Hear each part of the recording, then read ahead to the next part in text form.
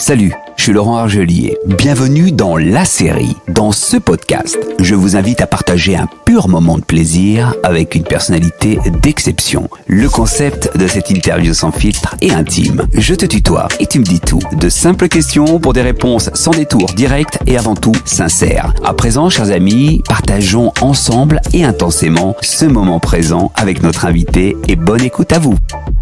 Bienvenue Adeline Blondiau dans La Série. Merci d'avoir accepté mon invitation et de me recevoir chez tes parents à Paris, à 2 pas de l'école militaire. Exactement. Adeline, qui es-tu vraiment ? Eh bien écoute, je pense que je suis une femme qui a enfin trouvé sa bonne place, qui permet de pouvoir parler différemment de soi dans les interactions qu'on a aux autres. Quand on est à sa place, je pense que ça change beaucoup les interactions. Adeline, face au miroir que je te montre, celui de La Série, et celui de La Série se trouve chez tes parents. Que vois-tu dans ce miroir ? Eh bien, je vois une femme, je vois une mère, je vois une fille, je vois une compagne, je vois une amie, je vois pas mal de facettes de moi qui sont réunies dans la même personne. Je vois une femme qui a réussi à faire un travail sur elle-même et j'en suis assez satisfaite. J'avais beaucoup d'indignation, beaucoup de colère en moi. J'ai gardé l'indignation, mais j'ai pu me débarrasser de beaucoup de colère. J'ai pu pardonner beaucoup et j'ai pu continuer à avancer pour vivre sereinement. J'ai pu être une mère que je continue à être, qui a la chance, qui s'est construit la chance d'avoir un lien très beau avec ses enfants, très fluide, très intéressant. Et aujourd'hui, quand je me vois, je vois évidemment que j'ai avancé dans l'âge, mais finalement vieillir c'est aussi un privilège. Je me sens assez sereine et je ne donnais pas cher de ma peau il y a quelques années et je trouve que je m'en sors plutôt bien vu par là où je suis passée. Que dirait aujourd'hui Adeline à l'enfant que tu étais ? Ça va parfois être très compliqué, très douloureux. Tu penseras que tu vas en crever en fait, mais on va y arriver. On va y arriver et à un moment donné, on sera même heureuse. Pourquoi tu pensais en crever en fait ? Parce que parfois on traverse des épreuves de la vie extrêmement violentes qui nous sont infligées par des gens extrêmement proches. Donc quand on se fait blesser profondément par des inconnus, c'est une chose, ça crée un trauma. Et quand ce sont par des gens qu'on aime profondément, je pense que c'en est un autre. Donc ce sont toutes ces choses qui me sont arrivées, que j'ai toutes ces caractéristiques qui m'ont obligée à développer certaines compétences. Mais je pense que toutes ces blessures-là, comme aujourd'hui je les vis, je les assume, ça permet aux gens que je vais pouvoir accompagner de venir en toute confiance, avec cette espèce de chambre d'écho en disant elle est passée par là aussi. Tu as mis beaucoup de temps à t'aimer, Adeline ? J'ai mis beaucoup de temps, je pense, à me trouver vraiment. Et ce qu'il y a d'intéressant, je me suis aimée à certains moments, j'ai été aimée. Donc quand on est aimé, c'est vraiment quelque chose que j'ai ressenti. L'amour des gens avec qui j'ai pu être, ça permet de nous aimer, ça permet de nourrir l'estime de soi. Mais il y a des moments, non, je me suis pas aimée, et puis je me suis perdue de vue, et puis je me suis retrouvée, et puis quand je me suis retrouvée, j'ai pas forcément aimé ce que je voyais. Donc j'ai fait en sorte de me réconcilier avec moi. Ça a été un énorme chantier. Maintenant, ça va bien. C'est un beau cadeau qu'on peut faire à soi, mais qu'on peut faire aussi aux autres, parce que aller bien, c'est pas seulement une bonne nouvelle pour nous, c'est une bonne nouvelle aussi pour les autres. Tu savais pourquoi tu n'allais pas bien ? Oui, on sait souvent pourquoi on va pas bien. Alors parfois on a du mal à l'accepter, et puis parfois on met un foulard dessus et puis on continue à avancer. Donc il faut affronter certains démons, accepter certaines blessures. Et ce que je dis pas mal à mes clients, aux gens qui viennent participer à mes ateliers ou même lors des séances individuelles, je trouve que de passer par le statut de victime, se reconnaître victime, c'est pas un état qui est forcément glorieux, certes, mais c'est un état dans lequel, si on arrive à l'identifier, on peut arriver à s'en sortir. Moi, à un moment donné, je me suis dit, oui, j'ai été une victime de ça, ou de ça, ou de ça, mais le fait d'avoir identifié, accepté, vécu dans ce rôle de victime, ça m'a permis de me dire, ok, maintenant, comment t'en sors ? Et je trouve que c'est hyper intéressant de pouvoir identifier ce qui se passe factuellement. Regarder à quoi ressemble notre paysage, dire ok, voilà, là je suis pas heureuse, qu'est-ce qui se passe? Ah ben je suis peut-être la victime. Ah ben je suis peut-être le bourreau. Ah ben c'est le fameux triangle de Cartman. Hein. Ah ben je suis peut-être le sauveur. Quel est mon rôle et comment je fais pour m'en sortir de ce rôle-là? Mais on ne peut pas se sortir d'un endroit si on ne sait pas où on est. Tu as bien identifié effectivement que tu as été à plusieurs reprises victime de certaines choses ou de certaines personnes. De quoi as-tu été victime? J'ai été victime de viol. J'ai été victime d'harcèlement sexuel. La vague MeToo, quand je regarde le paysage, et ça fait partie des raisons pour lesquelles j'ai quitté le métier de comédienne et le métier de la télé, j'ai encore du mal à voir que certains porcs sont encore en parfaite liberté, n'ont aucun souci, et sont capables d'aller parler justement en s'offensant, en s'indignant de ce qui s'est passé, de MeToo, quel mouvement formidable. Et je me dis, c'est quand même formidable qu'ils soient protégés à ce point-là. Voilà, donc ça, c'est des choses où je me dis, mais c'est fou, j'en ai été victime. Et si j'en ai été victime et que j'ai réussi à m'en sortir, ou en tous les cas à me libérer de ça, mais en quittant la place, d'autres filles peut-être un peu moins solides sont encore là-bas. Et j'ai eu beau le dire, j'ai eu beau le crier, j'ai eu beau déposer plainte, ça n'a servi à rien. Et pourquoi justement ça n'a servi à rien? Surtout qu'aujourd'hui, c'est très différent. Il y a une écoute. Oui, il y a une écoute. Oui, bien sûr. Il y a une écoute. Je vois certaines choses qui sont en train d'évoluer et c'est génial. Je vois certaines filles qui sont en train de se battre et c'est formidable. Moi, je me suis battue, je continue à me battre, je continue à réparer des victimes. Il y a quand même une raison d'argent. Je pense que la justice coûte cher. Et que pour avoir un bon avocat, ça coûte cher, et que tout le monde n'a pas les moyens, et que quand j'étais dans la merde, que je bossais et que du coup cette personne s'est permis de me harceler, elle savait très bien que je n'avais pas les moyens de me défendre, parce qu'il faut des moyens, et un avocat commis d'office, il va pas y mettre ses tripes, pas forcément. Enfin, il y en a certainement qui le font, mais moi j'ai pas pu être défendu correctement.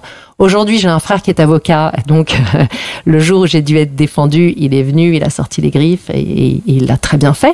Mais je vois ça même auprès de ma clientèle, des femmes. J'ai 90%, 95% de femmes dans ma clientèle aujourd'hui. Je vois beaucoup de femmes qui ne peuvent pas se défendre face à un système parce qu'elles n'ont pas l'argent nécessaire pour payer la justice. Et cette personne que tu ne cites pas, que tu ne nommes pas, pourquoi?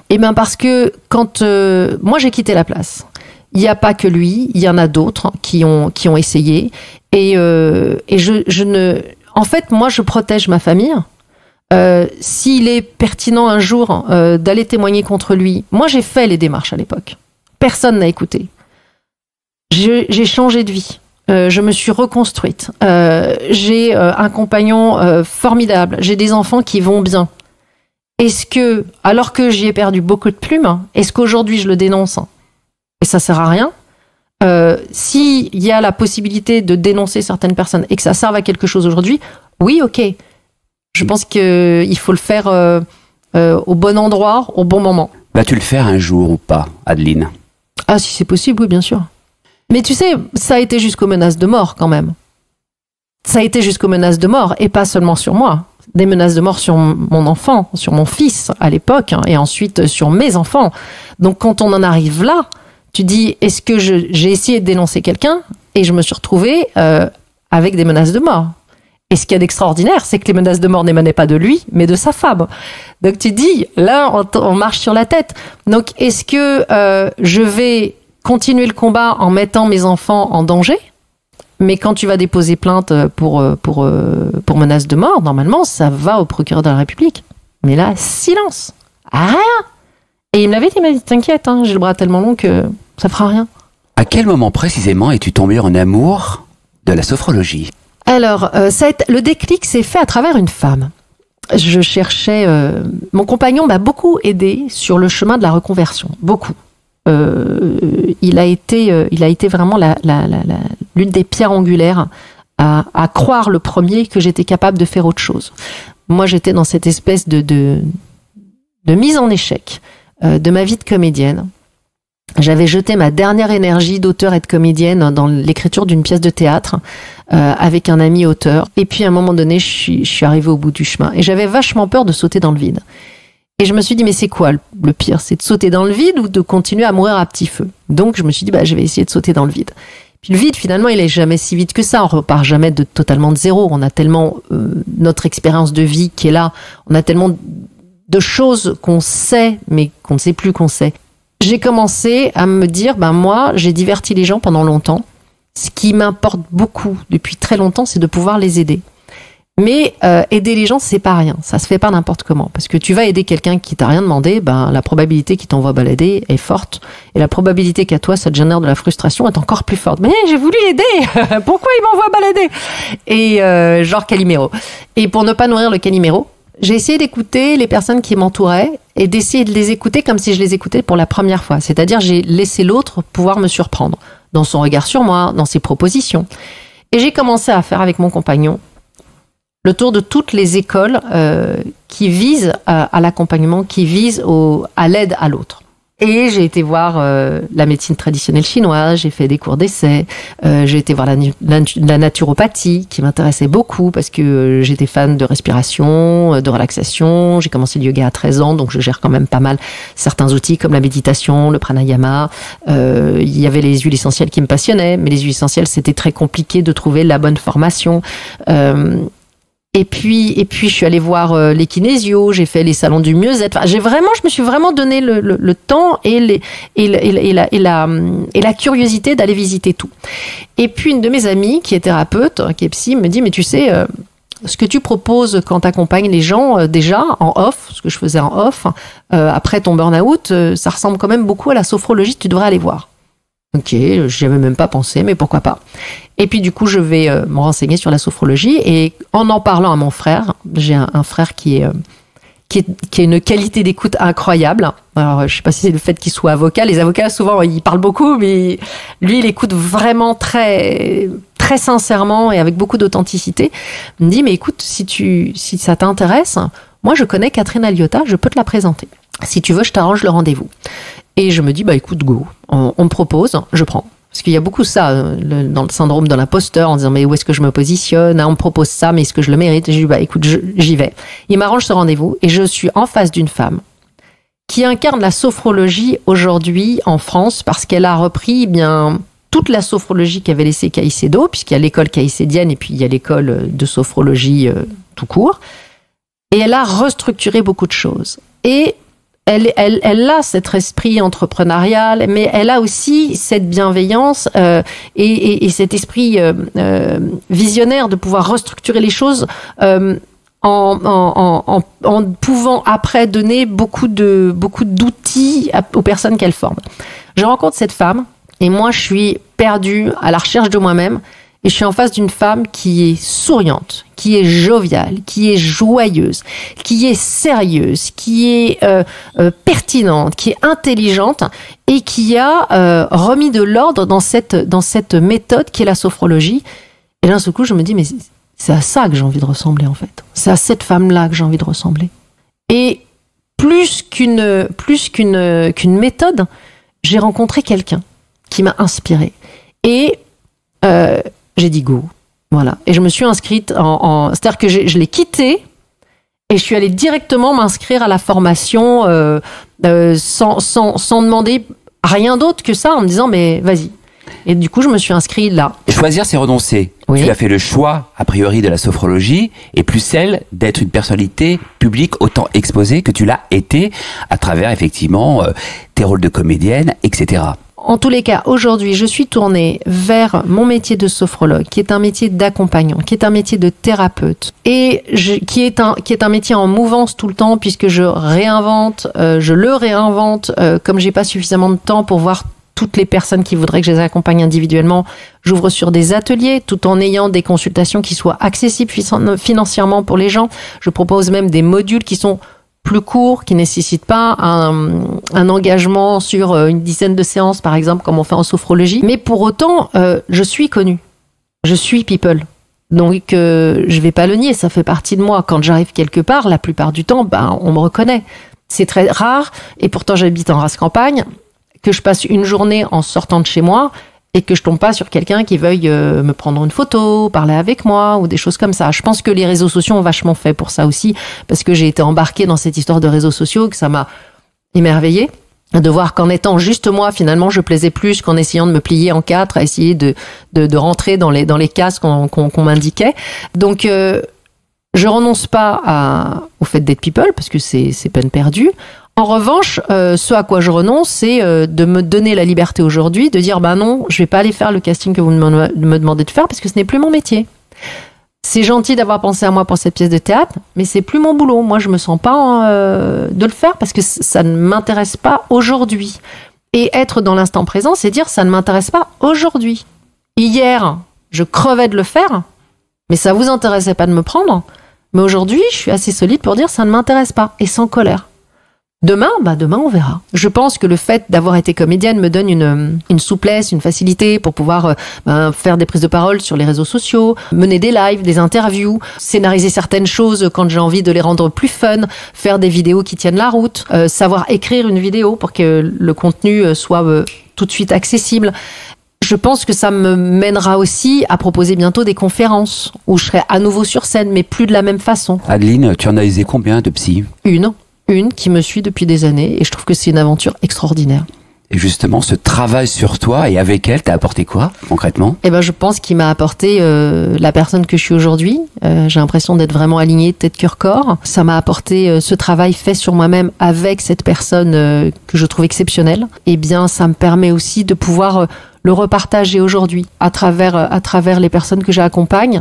Et ce que je vois de joli, c'est le relais, c'est-à-dire que quand je parle avec mes clientes, il y en a certaines qui me disent, moi au début je vous gardais secrète, je voulais que personne sache que je vous consultais, et puis aujourd'hui j'ai envie que tout le monde le sache, et puis je partage tout ce que vous m'avez montré, toutes les pistes, tous les outils que vous m'avez donnés. Et je dis, c'est ça qui est chouette. J'ai réussi à télécharger, downloader des outils avec elle, prendre du recul, prendre des claques aussi parfois, parce que c'est pas toujours simple de se regarder en face. Il y a des choses qu'il faut accepter. Elle m'a permis après déjà de me mieux construire, et puis après de pouvoir que ça rayonne sur mon entourage, et mon entourage, c'est aussi mes clients. C'est compliqué de tomber amoureux d'Adeline ? Ah, ça, c'est pas à moi qu'il faut le demander. Est-ce que c'est compliqué de t'aimer, tout simplement, pour un homme ? Pour un homme, de tomber amoureux. En fait, je pense que, et je vais le dire sans essayer d'aller chercher de la modestie et tout ça.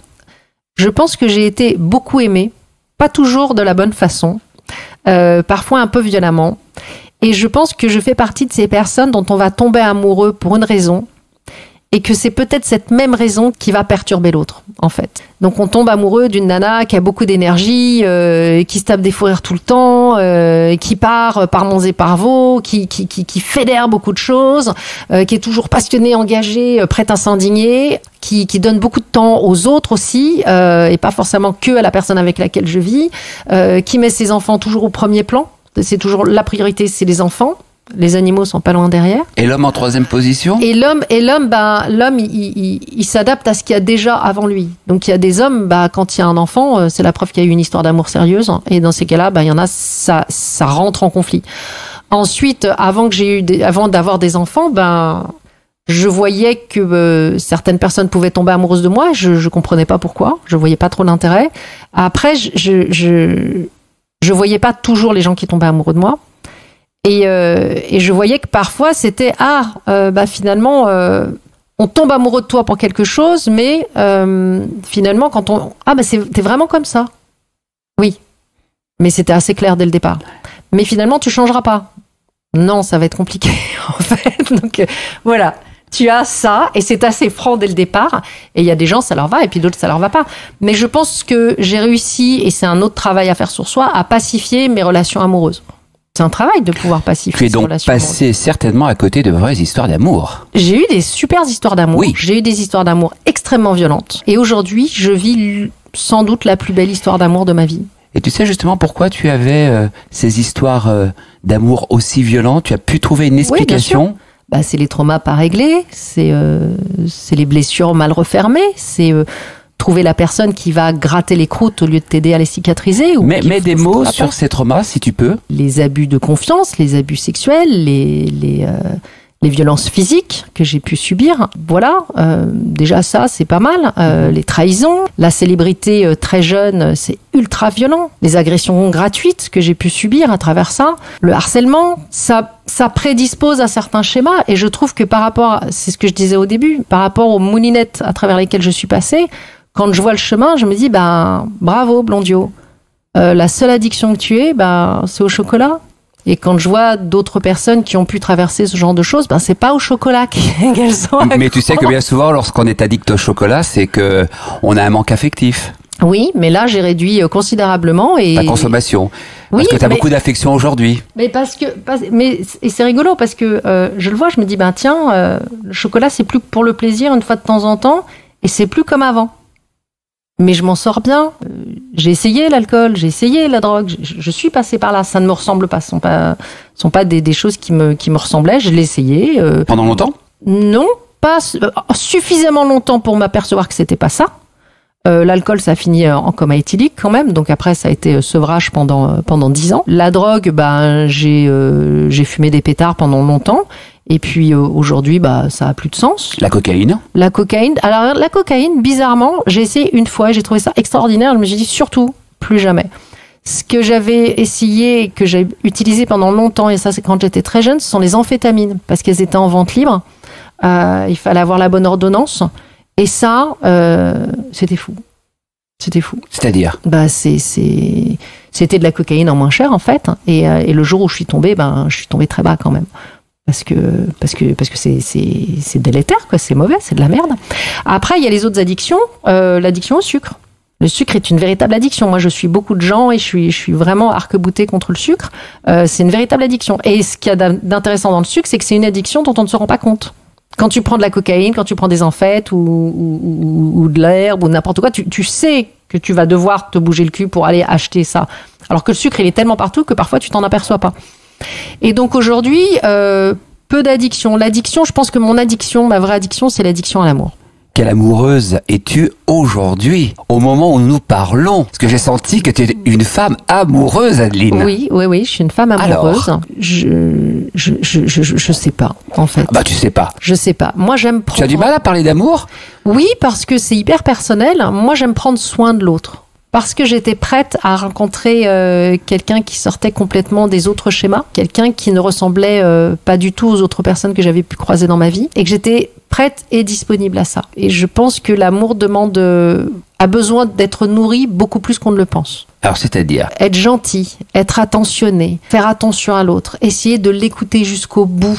Ne pas terminer sa phrase en disant non mais je sais ce qu'il va dire. Être à l'écoute de ses besoins, se poser régulièrement pour voir où on en est, quels sont les besoins de l'autre, quels sont les miens, est-ce qu'ils sont remplis, qu'est-ce qui fait mal, qu'est-ce qui gratouille. Accepter humblement d'être con parfois et d'être aveugle. Puis nourrir le lien, c'est chacun sa façon de nourrir le lien. Il y a des gens, ils vont faire des cadeaux, d'autres gens, ils vont aider, d'autres gens, ils vont rendre service, d'autres gens, ils vont surprendre. Enfin, chacun son langage. On essaye de comprendre le langage de l'autre, on essaie de comprendre le sien, et puis on essaye de faire marcher ça, quoi. Le dialogue en amour, c'est peut-être l'une des clés de la réussite d'une belle histoire d'amour accomplie. Oui, le dialogue et le contact physique. Moi, j'ai besoin de sentir l'autre, vraiment, de tenir la main, de toucher l'autre, de l'embrasser, de le prendre dans mes bras. Mais les gens que j'aime, je les prends dans mes bras. Ici, on a instauré un truc. J'ai instauré un truc dans ma famille depuis une grosse dizaine d'années, c'est que quand je vois mes parents, je leur fais un câlin. Un vrai câlin. Un câlin qui va durer 20 secondes. Si un câlin ne dure pas 20 secondes, on n'a pas le temps de bénéficier de toutes les qualités du câlin. Adeline, en un mot, c'est quoi le bonheur ? Peut-être l'apaisement. C'est quoi la vie ? La fluidité. C'est quoi la mort ? L'absence. C'est quoi Dieu ? Un idéal. Y a-t-il une question que tu aimerais développer ? Que ce soit le bonheur, la vie, la mort ou Dieu ? Peut-être Dieu. J'ai été élevée par des parents athées qui nous ont mis dans une école catholique. Donc forcément, j'ai fait une rencontre spirituelle avec Dieu, ou en tous les cas, ce que j'imaginais être Dieu. Et à 9 ans, il était impérieux que je me fasse baptiser. Et donc j'ai demandé le baptême, je l'ai vécu et j'ai trouvé ça extraordinaire. Ensuite, j'ai eu une espèce de quête religieuse, spirituelle, qui m'a emmenée quelques années plus tard dans les bras d'une secte, dont il a été assez compliqué de sortir, mais j'en suis sortie. Tu vois, ça, par exemple, ça fait partie des traumas. Et des épreuves qui font que tu peux comprendre l'emprise. Tu peux comprendre les gens qui sont sous emprise. Parce que les gens te disent, non, mais moi, je suis pas con, hein, on me met pas sous emprise, hein, moi, on me manipule pas. D'accord. C'est bien de le croire. Donc, ça m'a mené dans une secte et en même temps, ça n'a pas répondu, malgré tout, à cette quête spirituelle que j'avais. Donc, j'ai quitté ma foi catholique, qui ne me nourrissait pas suffisamment, parce que quand je me retourne sur l'histoire catholique, ben, elle me fait mal. Mais quand je me retourne sur l'histoire de beaucoup de religions, ça me fait mal, en fait. Parce qu'on a pu tuer tellement de gens et faire couler tellement de sang au nom de certains dieux que Dieu, pour moi, c'est amour, mais c'est aussi pardon. Je suis toujours en quête de cette spiritualité et je la trouve à ma façon, à travers la nature. Donc, cette quête spirituelle est très importante pour moi, mais c'est une spiritualité laïque. Et pour toi, c'est quoi réussir ta vie, Adeline ? C'est pouvoir se dire que si je me retourne, eh ben, je suis au clair avec moi-même. Et être au clair avec soi-même, c'est être en contact et en lien d'amour avec les gens que l'on aime, et avoir pu couper les liens de colère, de tristesse, et avoir pu pardonner aux autres qui nous ont fait mal. Alors pas le pardon judéo-chrétien, je tends la seconde joue, le pardon, j'ai lâché l'affaire. J'ai tourné les talons, je ne t'en veux plus, mais je continue ma route. Et je n'oublie pas. Adeline, pour terminer cette discussion, je t'invite à laisser un message à celles et ceux qui nous font le plaisir de partager ce moment avec nous. Quel est ton message ? Eh bien, je trouve que dire prenez soin de vous, ça a du sens, mais parfois c'est compliqué. Donc il y a des façons de s'occuper de soi en respectant les 4 piliers de la santé, de façon factuelle en fait, qui vont pouvoir aider n'importe qui de là où il est. Et il y a toujours, quelle que soit notre posture, la possibilité d'avancer. Tant qu'on respire, il y a cette espèce d'espoir et de le dire alors que je me suis retrouvée régulièrement allongée par terre avec un poids tellement fort sur les épaules, sur le ventre, sur la poitrine, que je me disais que je n'allais pas pouvoir respirer, que je regardais juste le plafond. Eh ben, on arrive à sortir de cette posture-là si on a la force d'être un peu vigilant ou en tous les cas de pouvoir accepter l'aide des bonnes personnes. Adeline, merci beaucoup. Merci, porte-toi Laurent. bien et sois intensément heureuse. C'est gentil, j'y travaille. Vous avez écouté la série de Laurent Argelier. Portez-vous bien et soyez intensément heureux.